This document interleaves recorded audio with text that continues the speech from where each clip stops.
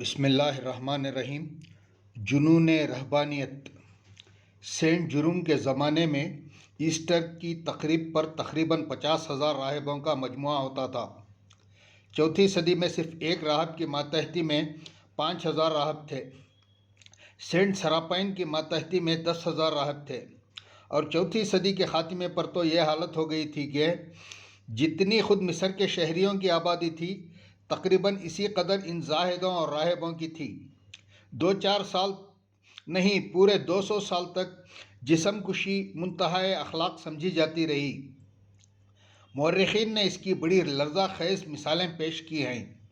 Saint میکریس اسکندری کے بابت مشہور ہے کہ وہ 6 ماہ تک برابر ایک دلدل میں سویا کیے تاکہ ان کے برہنہ جسم کو زہریلی مکھیاں ڈسیں۔ نیز یہ کہ یہ ہمیشہ 1 من لوہے کا وزن اپنے اوپر لادے رہتے تھے۔ ان کے مرید سینٹ یوسیس تقریباً 2 من لوہے کا وزن لادے رہتے تھے اور 3 سال تک ایک خشک کنویں کے اندر مقیم رہے۔ ایک شخص راہب یوحنا کے متعلق منقول ہے کہ وہ متصل 3 سال تک کھڑے ہوئے عبادت کرتے رہے، ایک مدت میں 1 لمحے کے لیے بھی نہ بیٹھے نہ لیٹے۔ جب بہت تھک جاتے تو چٹان پر اپنے جسم کو سہارا دے لیتے۔ بعض زاہد لباس کسی قسم کا نہیں استعمال کرتے تھے۔ ستر پوشی کا کام اپنے جسم کے بڑے بالوں سے لیتے تھے اور چوپایوں کی طرح ہاتھ پیر کے بل چلتے تھے۔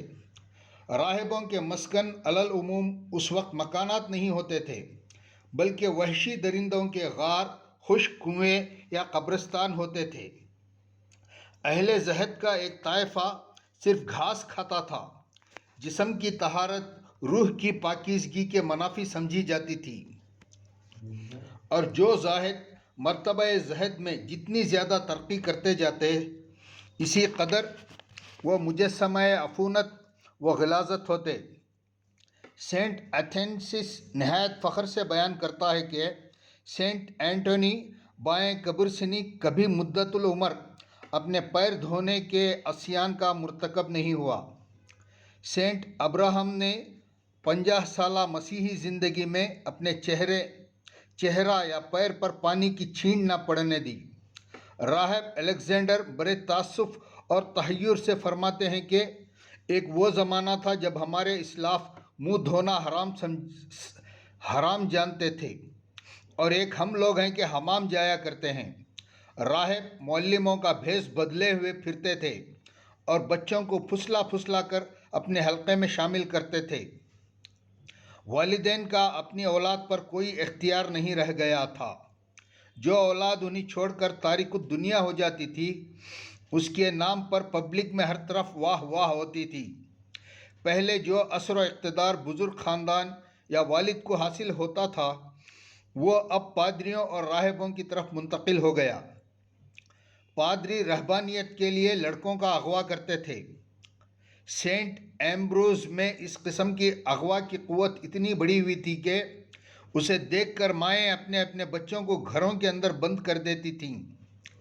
تحریک رہبانیت کا اخلاقی نتیجہ یہ ہوا کہ جتنے کمالات مردانگی و جوانمردی سے متعلق ہیں، وہ سب یکسر معیوب قرار پا گئے۔ مثلاً زندہ دلی، خوش طبعی، صاف گوئی، فیاضی، شجاعت، جرات کے عابدانہ مرتاز کبھی ان کے قریب بھی ہو کر نہیں گزرے تھے۔ دوسرا اہم نتیجہ رہبانی طرز معاشرت کا یہ ہوا کہ خانگی زندگی کی بنیادیں متزلزل ہو گئیں اور دلوں سے اعضاء کا احترام و ادب کافور ہو گیا۔